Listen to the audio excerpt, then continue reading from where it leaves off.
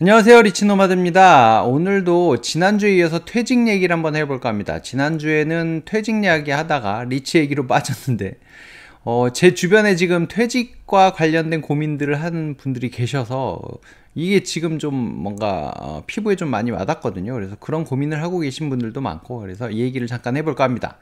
퇴직이 얼마 안 남았다면 이런 준비 정도는 해야 되지 않을까가 제가 오늘 드리고 싶은 말씀인데요. 요즘 제 주변에는요, 이 예상치 못한 퇴직을 하신 선배님도 계시고, 이제 뭐 구조조정이나 명퇴나 하여튼 뭐 등을 떠미는 그런 상황인 거죠. 그리고 또 이제 뭐, 나 회사 생활 정말 싫어, 스트레스 너무 받아 이러면서, 나 다른 거 해볼래 이러면서 그만두는 동료도 있고요. 또 한편으로는 나도 뭐 파이어족이 되고 싶어요 이런 이제 꿈을 꾸는 후배도 있고요. 그럼 이제 본인의 목표를 갖고서 어느 정도 시점에 은퇴를 하겠다, 퇴직을 하겠다라는 생각을 하겠죠. 이제 뭐 그런 분들이 제법 있습니다. 그래서 이제 그 시점에 따라서 어떻게 준비할 것인지를 조금 고민해야 되는 이제 그런 상황들에 놓인 분들이 제법 있거든요.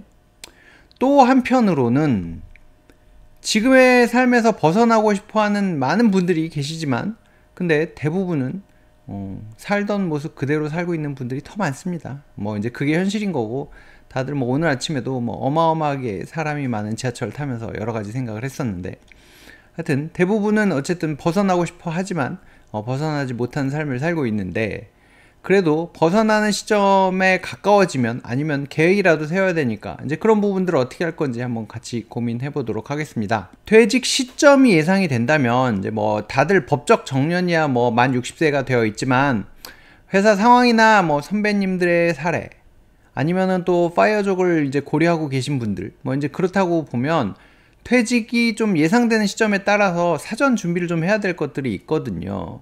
이제 그런 얘기를 한번 해볼까 합니다.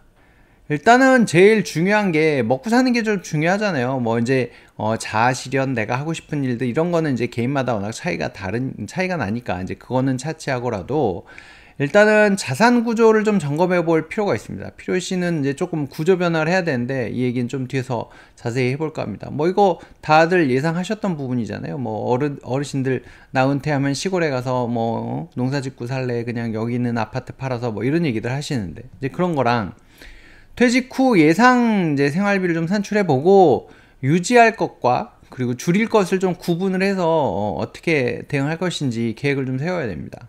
그리고 이제 이렇게 얼마를 쓸 건지가 나오고 나면 과부족이 어느 정도인지 이제 나올 거거든요.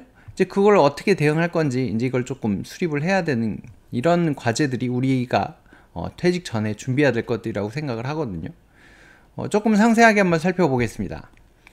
자산 구조 중에 우리가 이제 뭐 아무래도 가장 볼륨이 큰 게 보유하고 있는 부동산이잖아요. 이제 뭐 자가든 전세든 상관없이 어쨌든 내가 살고 있는 주거와 관련된 부동산이 가장 큰 이제 자산일 텐데, 이제 이런 부분을 내가 현재 상태를 유지할 필요가 있느냐, 아니면 필요가 아니라 뭐 여력이 있느냐에 이제 이슈가 더 큰 것 같아요.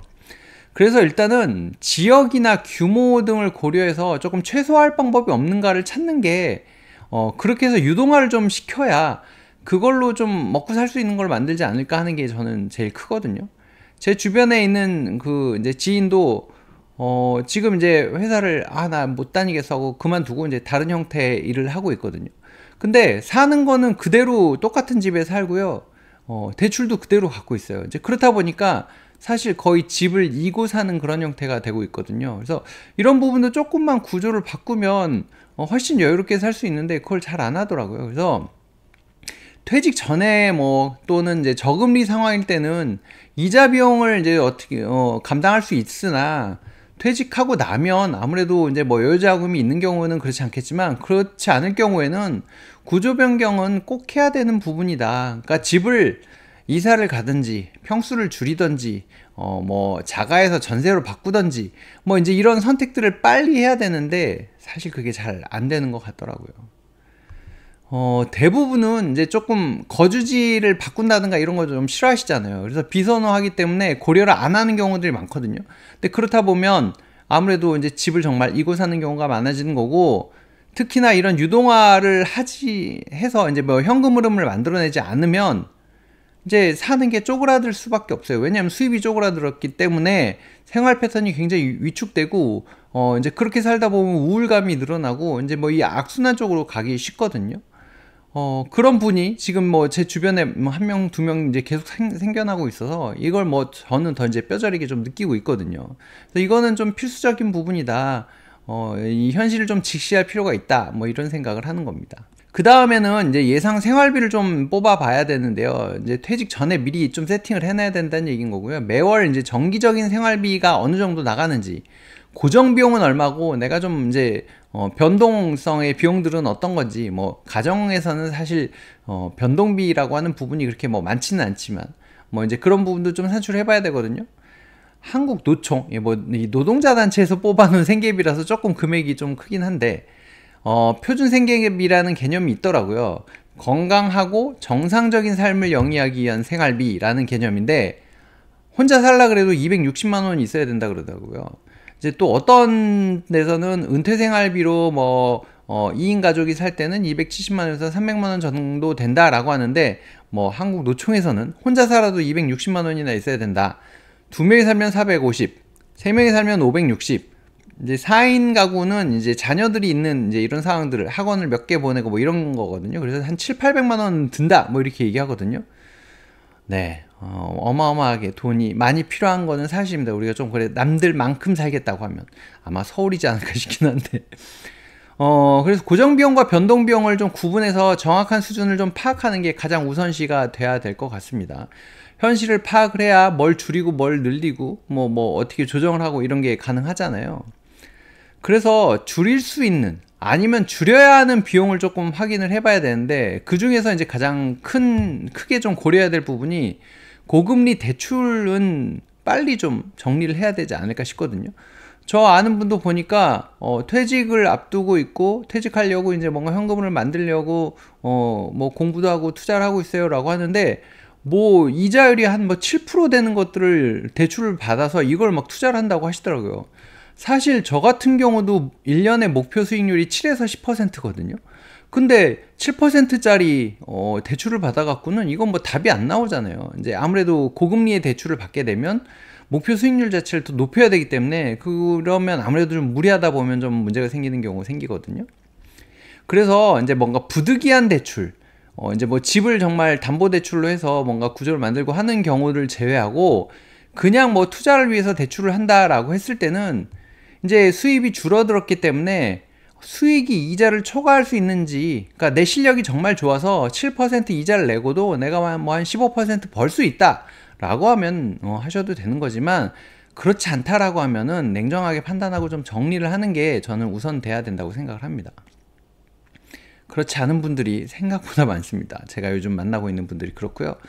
그리고 이제 퇴직금 또는 개인연금, 국민연금을 얼마나 받을 수 있는지, 그리고 언제부터 받을 것인지에 대한 이제 부분을 좀 확인을 해야 되는데, 퇴직 후에 이제 가용자금이나 현금 흐름을 고려해서 퇴직연금이나 개인연금 뭐 이런 걸 수령 시기를 좀 선택을 해야 될 것 같아요. 이제 저 같은 경우는 사실 55세부터 받아볼까? 뭐 이런 생각을 하고 있거든요. 연 1200만 원 이내에 뭐 인출을 해야 세금이나 건보료 이슈가 적다고는 하는데, 그거야 이제 뭐 더 필요하면 더 빼야죠 뭐. 하여튼 거치 기간이 늘어날수록 수령액이 이제 증가되니까 뭐 가능하면 뒤로 좀 늦추는 게 낫기는 한데, 당장 쓸 돈이 없으면 이거 빼서 써야죠. 이렇게 해서 연금 보릿고개 기간이라고 할 수 있는, 이제 국민연금 나오기 전까지, 저는 65세에 받는다고 되어 있던데 이것도 또 늦어질지 모르겠어요. 하여튼 연금 보릿고개 기간을 커버할 것인지, 아니면 조금 여유가 있으면 더 묻어놨다가 거치 기간에 따라서 이제 수령액이 증가되니까 이제 고령기를 좀 대비할 것인지, 이걸 좀 판단을 해야 될 거거든요. 이제 그런 부분이 어느 정도인지가 나와야 그 다음에 또 대응 방안을 세울 수 있는 그런 진단이 이제 먼저 선행돼야 된다는 얘기입니다. 이렇게 해서 이제 내가 언제부터 연금을 받고 얼만큼의 연금을 받을 수 있을지, 그리고 국민연금은 얼마 나오는지가 이제 확인이 되면, 그 다음에 얼마가 부족한지가 이제 나올 거잖아요. 아까 앞에서 산출했던 그런 비용들을 감안했을 때. 그러면 얼마에 내가 자금을 만들어내야 되는지, 얼마의 현금을 만들어내야 되는지에 따라서, 거기에 따라서 내가 뭐 이제 저 같은 경우 배당 투자 얘기를 하니까, 아니면 뭐 건물주가 되셔서 월세를 받으시면 되겠지만, 저 같은 경우는 이제 뭐 현금이 많이 부족하다 그러면 뭐 고배당주 쪽에 조금 더 비중을 높일 것이고, 아니다 조금 여유 있다 싶으면 나중을 위해서 조금 더 자산이 커질 수 있는 그런 자산들로, 뭐 배당주라도 배당이 성장할 수 있는 주식들에 조금 뭐 비중을 늘린다든지 하는 뭐 작업들을 할 거거든요. 이제 그렇게 대응을 하는 방법들이 이제 여러분들이 퇴직 전에 미리 세팅을 하고 미리 염두에 둬야 되는 일이 아닌가 하는 생각을 합니다. 은퇴 후의 삶이요. 어떤 분은 잘 준비를 하셔서 정말 인생의 황금기를 누리고 계신 분들도 있고요. 그렇지 못한 분들은 진짜 아휴 나 이렇게 사는 게 정말 악몽 같다 싶어서 정말 떠나는 날만 기다리는 분들도 분명히 있을 거거든요. 우리의 삶은 정말 인생의 황금기, 인생의 이막이 황금기가 될 수 있도록 좀 준비를 많이 해야 되지 않을까 하는 생각이 듭니다. 그래서 지금 최근에 이제 그 사연을 받아서 제가 도와드리고 있는 분도 있는데, 어찌됐든 제가 좋은 사례를 만들어서 여러분들한테 또 조금 잘 공유하고 같이 한번 해나갈 수 있는 이제 그런 것들도 한번 준비해 보도록 하겠습니다. 오늘은 여기서 마치도록 하겠습니다. 지금까지 시청해 주셔서 고맙습니다.